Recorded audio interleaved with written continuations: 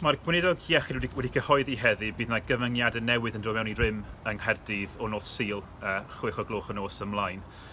Mae'r cyfyngiadau hyn yn mynd I olygu na ddylun ni o hyn ymlaen gwrdd â phobl dyn ni ddim yn byw gyda tu fewn ac na ddylun ni deithio y tu allan i'r ddinas heb reswm dilys.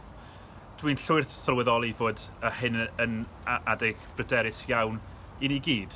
Ond mae'n bwysig cofio bod ni mewn sefyllfa wahanol I ble oedden ni yn mis Mawrth. Dydy hyn ddim yn glo llawn, bydd siopau yn parhau ar agor, bwytau, tafarndau yn parhau ar agor. Bydd yr ysgolion yn parhau ar agor ac mae'n system social distancing ni yn ysgolion hynny yn gweithio'n dda. Bydd llefydd gwaith yn parhau ar agor, os ydych chi'n gallu gweithio o adre yn dylech chi'n sicr wneud hynny nawr. Mae'n holl bwysig yn bod ni'n dilyn y rheolau nawr. Mae'r dystiolaeth sydd ganddyn ni'n dangos efo chi'n lot mwy tebyg o ddal y feirws yma o rywun dych chi yn ei nabod. Dych chi'n llai tebygol o'i ddal mewn tafarn neu fwytau a gydych chi pan ych chi'n ymweld â thu ffrind neu deulu.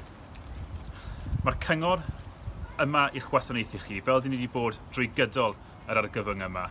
A gadewch ni nawr ailgydio yn yr ysbryd na welon ni ar gychwyn y pandemig. Fe dyn ni fel cymuned yn edrych ar ôl, yn cymdogion ac yn dod at ein gilydd I ofalu ar ôl ein gilydd.